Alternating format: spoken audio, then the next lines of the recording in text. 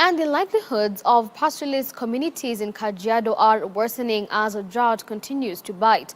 The drought that has devastated most parts of Kenya, with nomadic communities being among the most affected.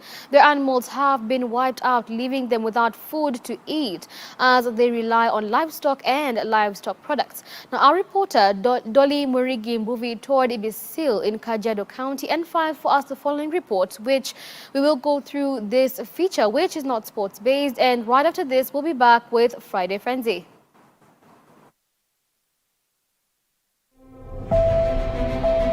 Kajiado County has borne the full brunt of the latest devastating drought that continues to ravage the country. The area, which is normally endowed with cultural retention over decades, is now a showbiz of roasted meat on display after the tough weather claimed half of the herds of cattle that were raised for generations, leaving many families in abject poverty. Meat is a staple food for the Ma community, but the story is of wasted meat due to the pangs of the recent drought, described by many as the worst in decades.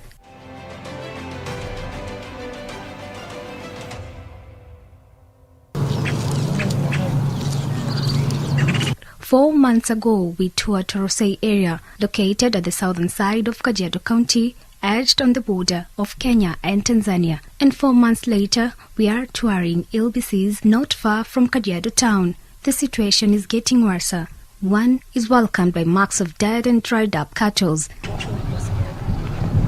Simon Pere, a resident here at LBCs, is worried over the fate of his livestock. He has brought his cows at Pieces Market but can't get anyone to buy. Nilikuwa na ng'ombe karibu 1000, nilikuwa na ng'ombe 50. Sasa nimebaki na ng'ombe 7 nyumbani. Na leo nimeleta 2 ndio hizi ziko hapa.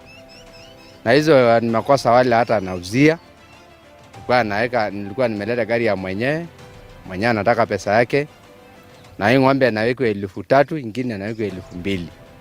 Sasa tunaomba hii serikali yetu atuangalie, tunakufa na hii kiangazi kabisa. Nilikuwa na mbuzi, nimeuza hiyo mbuzi yangu, na ile ng'ombe iko na nguvu nimeuza, kujaribu kulisha hizo ng'ombe yangu ndio asikufe. Na hii kiangazi imekuwa mrefu sana. With 2 of his animals at the market, one a little bit strong to stand, with the other movement in its eyes, is an indicative of the struggle to remain alive despite the body's refusal to comply.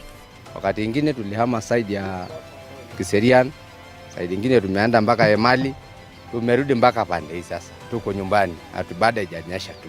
Na ng'ombe inaendelea kufa. It is a sad reality and a reminder of the extremely long drought that has wiped off the pastoralist cows. Some of the pastoralists are forced to sleep in the bushes to search for their families. Mimi nimekuja jana. Hata sijaenda nyumbani. Juu hakuna kitu ya kupeleka watoto, ili tukae na hiyo mangora hapa.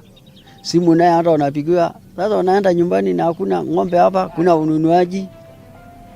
Ili tukae hapa ikiusa naenda tunapeleka unga. Juu hata mama na leo tu vile iko. Sisi nalala hapa. Juu hakuna hata saa hakuna kwenda nyumbani, hakuna sukari. Sasa tukaa hapa tu, nakaa tu hapo nakaa. The Basil slaughterhouse, one of the largest in the country, is not as busy anymore. The slaughterhouse that once slaughtered thousands of cows is now a ghost building. The meat containers are of no use. The dead silent here is freaking.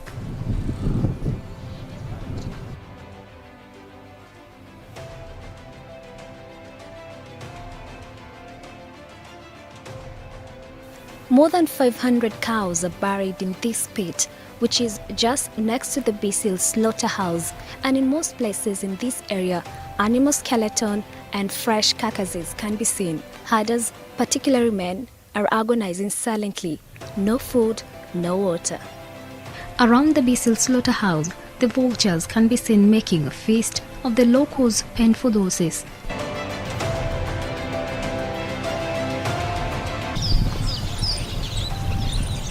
Back in the village, the Maasai Manyata are still reeling from the ravages of the harsh climatic conditions. Here is Selena King. She is yet to join secondary school. Her father's cows perished due to the drought, which has subjected the family to poverty. Nilisomea Ibisil Primary School. nipata 316. Na kama mnaviona bado sijaenda shule. Tulikuwa na ng'ombe lakini wote wamekufa. Na bado mimi ndo sijaenda. Mimi naomba tu mnisaidie ili niweze kwenda. The family is pleading with the well-wishers to come to the aid of their daughter. Sema kweli walikosa namna ya kwenda kwa sababu ya ng'ombe yote ilikufa, sababu yake silikufa sote. Hata mzee mwenyewe hayuko naye leo kwa sababu amekuwa hata ni stress kukaa hapa nyumbani, akaenda tu kutembea kwa ndugu zake kuangalia kitu atapata, lakini bado hatujapata ripoti yake. Mtoto hakuna shuleni, pesa imeisha, ng'ombe imekufa. Hata na yuko ng'ombe shamba ya Maasai. Yuko sana, na yuko Maasai wanajaa sana kabisa. Hata hakuna mtoto, hakuna shule, nusu. Hata mtoto ameenda shule narudi. Tangara kia pesa ya shule. Hata na yuko mambo ya secondary hakuna. Mtoto yuko nyumbani. Kilasi ya 6 yuko nyumbani. The weatherman had hinted that the dry conditions may go on for a while, but according to Kajiado resident, another failed rainy season will be devastating. Zile mipango za serikali zilikuwa zinaenda kwa makaunti NGOs. Tunaomba msaada ije mashinani kwa sababu saa hii kiangazi imemaliza watu wetu. Na shida sana saa hii hakuna pahali watu wanahamia. Kiangazi imekuwa kila mahali. Na tunaomba serikali ya Kenya tafadhali kwa heshima ikuje iangalie Wamasai kwa sababu Wamasai kule ndani unajua watu hawaoni kiangazi saa hii. Kuna watu hapa katika Kajiado hii mtu hapati lunch, anakula chakula mara moja usiku peke yake. Watoto wa shule imekuwa hata ni shida, hawakuli chakula, hawana kitu ya kula, hawana maziwa, ng'ombe zimekufa, punda zimekufa, hakuna maji. Yani hakuna chochote ile iko hapa. A report published by the Kenya Food Security Steering Group reveals that 5.4 million Kenyans could face acute food shortage by June this year. The National Drought Management Authority, NDMA, on its part indicates that 2.6 million livestock deaths have been reported in the country as a result of the ongoing drought. This as the Kajiado County government works on ending the drought emergencies, providing food for some households and provision of drought-tolerant seeds to farmers. We have had a discussion with National Drought Management Authority on the provision of drought-resistant seeds and crops. We want them to plant crops that are more drought-resistant instead of the usual crops we are planting. So we hope that as we go into the rainy season, the expected rainy season, we are able to provide these seeds. In terms of water, we have a Water Harvesting Act, Water Harvesting and Storage Act. We intend to create a lot of awareness that you need to harvest water, even when it rains. The little water that we will get, we intend to tell people to conserve that water. We intend to tell them to harvest it. This is actually also the right time to do desilting of dams. According to the weather forecast, it is not glittery at all. It is not promising. There might be some rains, but really depressed rains.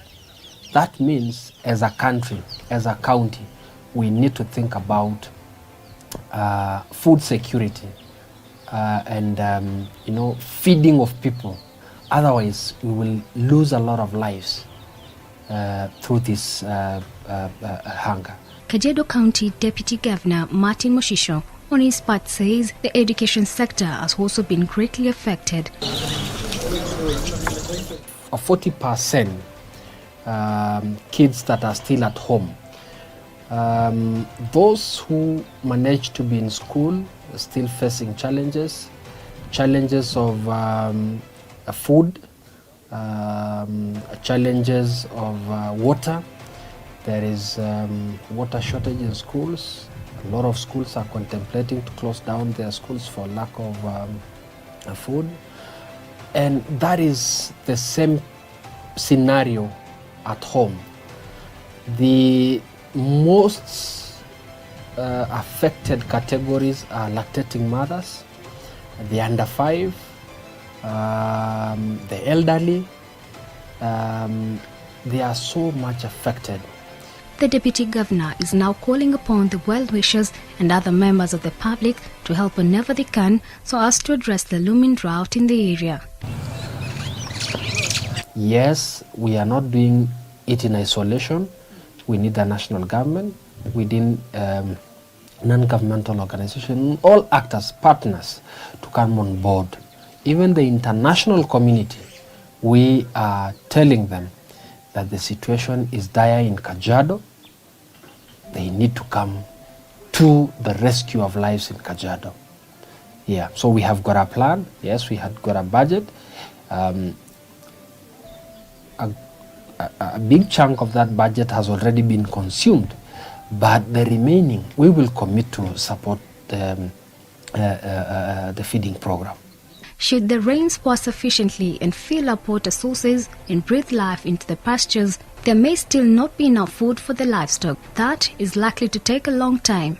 According to the government and humanitarian agencies, 4.35 million Kenyans in 29 counties are in need of food assistance. For some, that need is critical. It's back to the drawing board for pastoralists in Kajiado, even as they hope for rain this year for them to restock their livestock and to stabilize their lives. Dolly Mwirigi for Hope TV from Ibisil in Kajiado County.